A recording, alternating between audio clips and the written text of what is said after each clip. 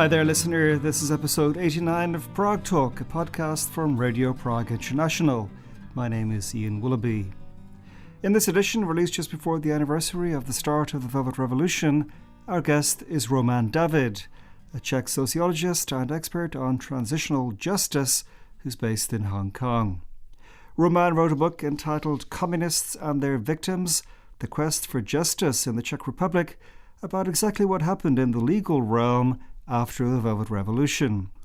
And he also surveyed ex-political prisoners, as well as former members of the Communist Party and collaborators. Many legal changes were, of course, brought in after over 4 decades of communism. But how effective were they, and what could have been done better? I discuss these and lots more questions with Roman David now in this episode of Prague Talk.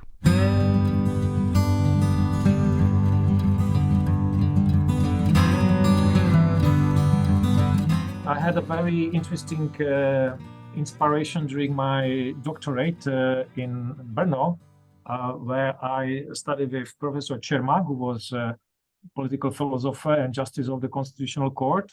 And we had a lot of debates about justice, and I came to the conclusion that to solve the problem of dealing with the past, we cannot rely on lawyers, because there is no uniform opinion in lawyers. Law in books is just an illusion, and one lawyer can have perfectly legitimate opinion and another lawyer can have a perfectly legitimate dissenting opinion. And so this realization went on and motivated me to look beyond. And accidentally I wrote an article to newspapers which was entitled 2 Ways of Prosecuting Crimes of Communism. And I outlined 2 paths that could lead to the prosecution. One, the Czech Republic path through the act on the illegitimacy of the communist regime, and another path which was advocated by my supervisor, Professor Čermák.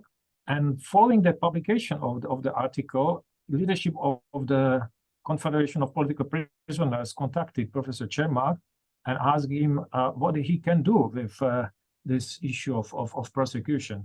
And as a judge, he couldn't do anything. But what he did, he called me and said, well, we would need to help these people somehow. And then it came to my realization that in order to study justice, I need to really ask people what they think about justice. What does justice mean to them? And especially asking the victims of human rights violations.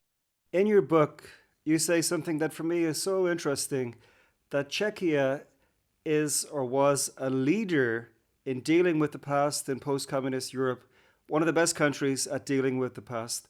What did the Czechs get right in that regard, do you think? Well, I said this, we were leaders in terms of outcomes, but we need to see that there was a kind of historical conditions. There were historical conditions for the process of dealing with the past. I mean, since the Battle of White Mountain and since 1918 and reestablishment of Czechoslovakia in 1945 dealing with Nazism, we already had some kind of a blueprint for dealing with the past. We know that the new regime deals with the previous regime, that the perpetrators or the protagonists of one regimes are damned in the following regime. And there was the whole conceptual apparatus also available, words such as restitution, rehabilitation, or denazification at the time. They were already available in our vocabulary. So that gave us a certain head start. And what made us leaders is that in the 1990s, already in 1989 actually, first laws were passed in parliament which started to dismantle the communist regime.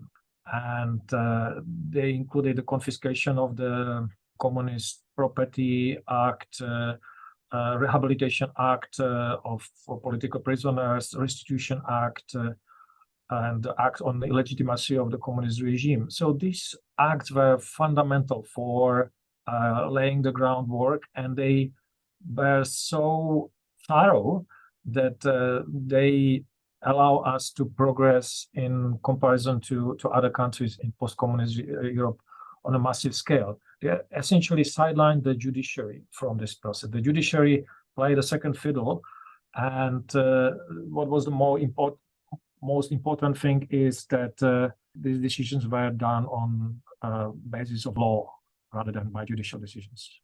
And if we look at the justice system at that time in the early 90s, what was not done well, or what were the mistakes made in the transition from communism to democracy?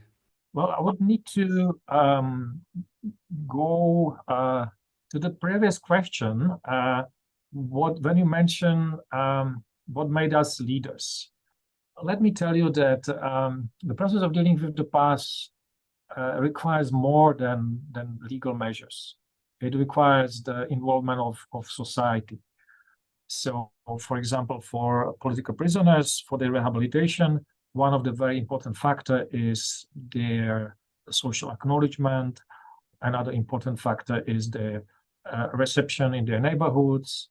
And there are many other factors which affect the well-being of political prisoners. Now, these factors were pursued informally in the Czech Republic. So they were not really supported by the state. But because we, thanks to the history of the Czech lands, we had this understanding that these are important things to do. So the society was dealing with it. But what is the mistake here, what is the weakness, is that these social measures of justice were not pursued more systematically. And another issue was that the whole alternative way of dealing with the past was completely absent. When you speak about rehabilitation of people who were imprisoned, say, before 1989, was that carried out well? Were the victims generally satisfied with how they were rehabilitated, could you say? It was about half. Yeah, some of them reported solid level of rehabilitation. Some of them reported lower level of rehabilitation. The major measures which were approved legally, for example, the financial compensation and the possibility of returning to their former professions if they had the age to return. They were the most important factors of their rehabilitation process. Yeah, but then there were a whole range of factors which were not accentuated because they were not known in the Czech lands. And there were the factors which were related to alternatives to justice, which were inspired by the whole process of justice in comparative perspective in countries like South Africa and others. And those played a critical role for rehabilitation of political prisoners. So when I studied those processes, I also included questions about the meaning of truth sharing, how important it is for my political prisoners. And I found out that if they share their stories privately with family members, for example, they reported higher rehabilitation score. But then if they share their stories publicly, the score was negative. Yeah. So that is a very interesting phenomenon. I could explain why it is, usually because there was no formal forum to establish to deal with the past. And as a result, truth sharing was done by, let's say, journalists or by invitation to students at schools. And these are not the best forums for opening up because they require certain patience, for example, when they are dealing with students, but they also require certain tolerance when dealing with journalists, because journalists need to do their job, they need to edit. And for many former political prisoners, when they have been interviewed, they felt that very important parts of their lives were cut because simply there's always some limitations.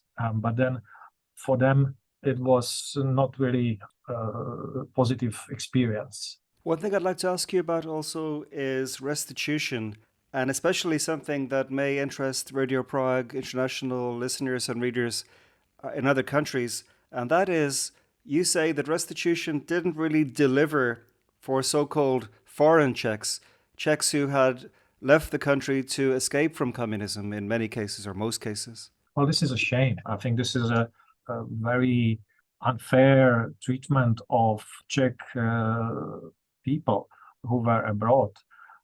Simply, some people could not take the risk to return to transitioning country by giving up their citizenship, which they earn, for example, in the United States or many other countries, which may not necessarily allow dual citizenship.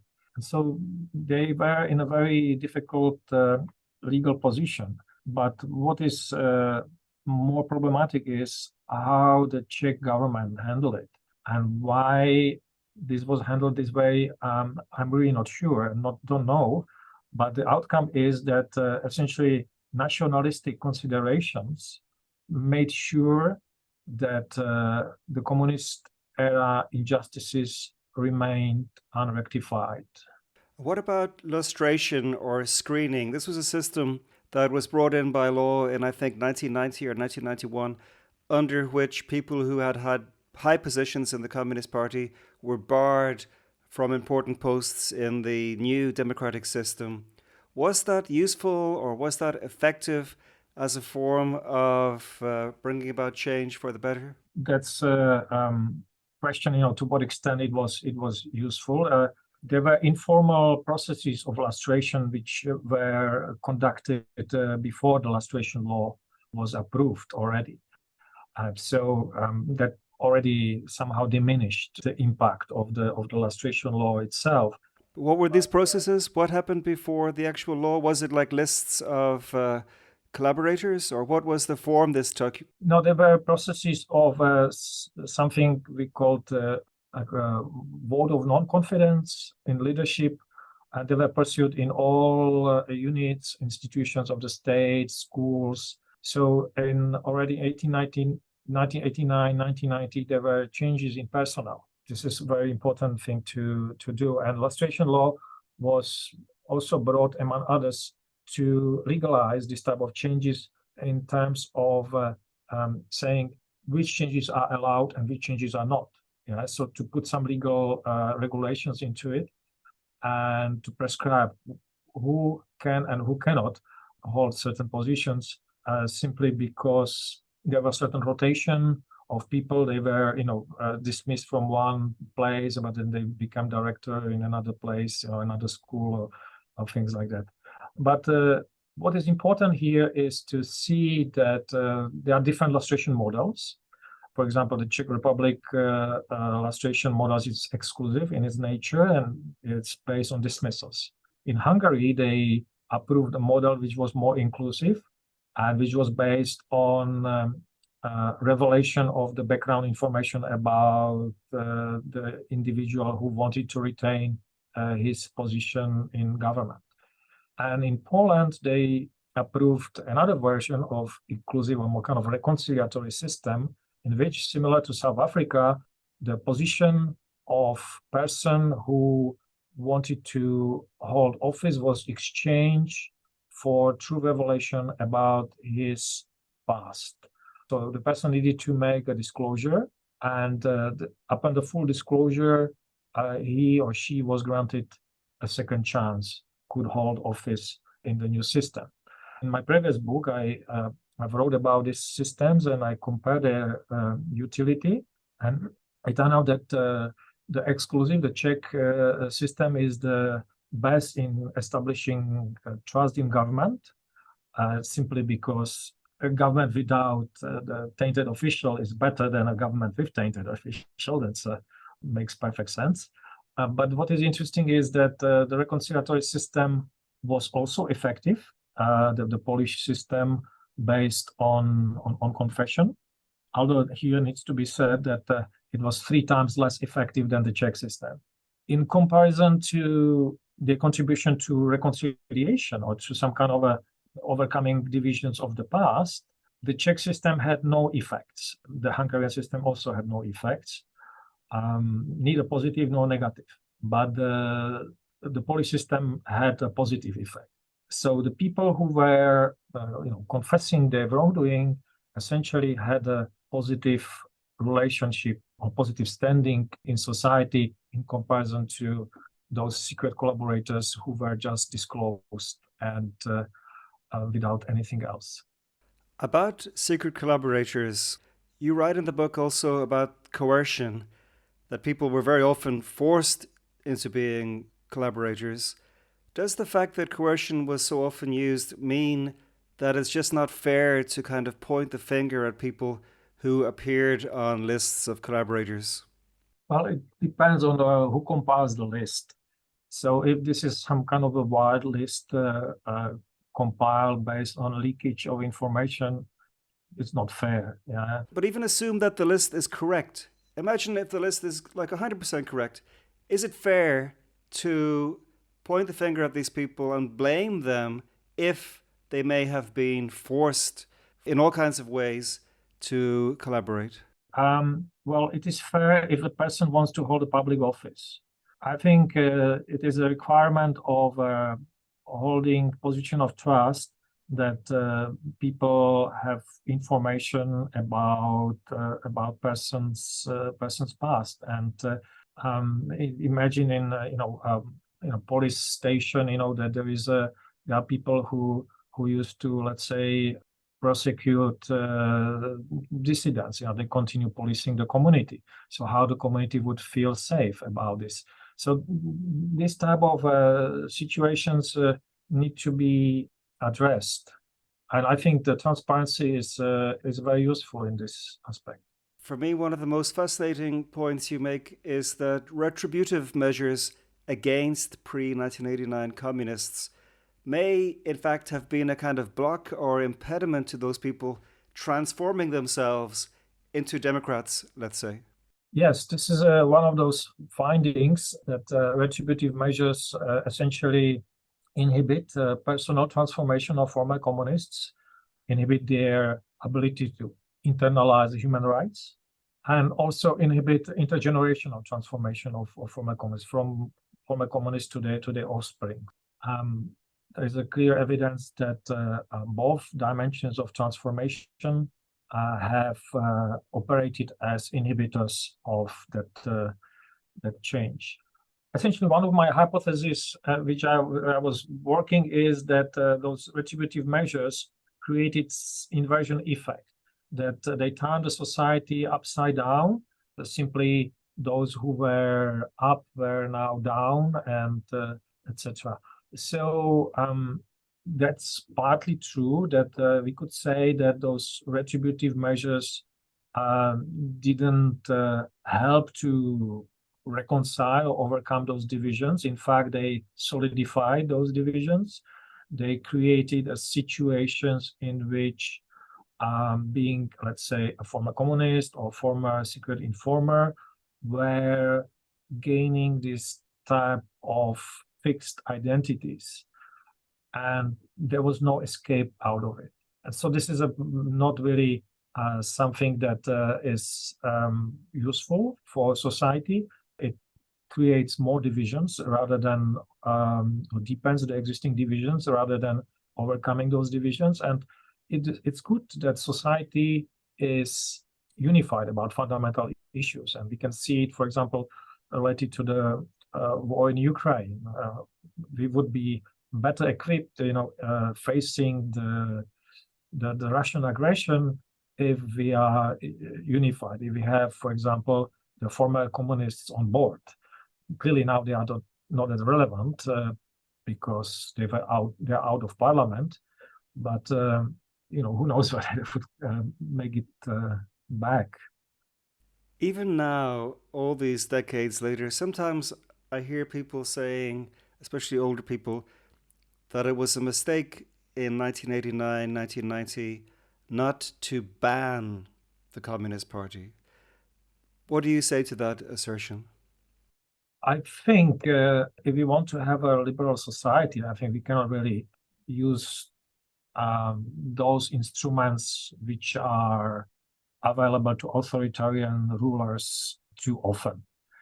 I don't say exactly that there should not be possibilities of banning illegal organizations, but I don't think the Communist Party should have been banned. Simply, it was important to cut it off from their resources, which means from their properties, which happened. Property was confiscated. It was important to cut it from influence on the secret police. The secret police was dissolved. So suddenly there was no longer a state party, but a political party as any other party, although they have a significant membership and significant resources still, but nevertheless posed less danger at that time already than, say, in 1989.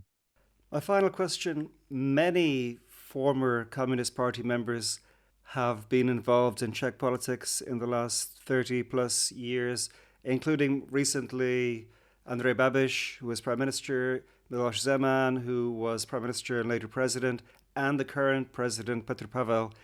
Could it be said that a lot of former communists have contributed, maybe even a lot, to Czechia over those decades? I look at the results of my survey, results which were not published because they were not significant. And the reason was that I tried to find out whether movements like ANO or SPD have a significant number of former Communist Party members or their offspring. And there is no such a significant result. So they do not have concentrated cohort of former Communist Party members. So this is at a kind of grassroots level. On the political level, we have a society that we have. We cannot replace people, and it takes whole generations to replace, to phase out the communist regime. So, one could say that there are some people who were members of the Communist Party were contributing to society, and I see, for example, current President Petr Pavel was a member, and he also tried to face this issue openly rather than running away from it.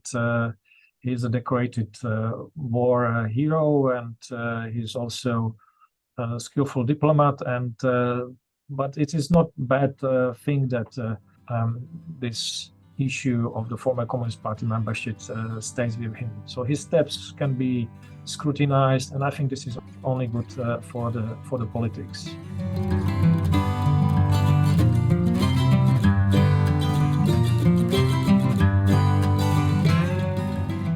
Many thanks indeed to Roman David, who I spoke to remotely in November 2023, in time for the 34th anniversary of the Velvet Revolution on the 17th of November.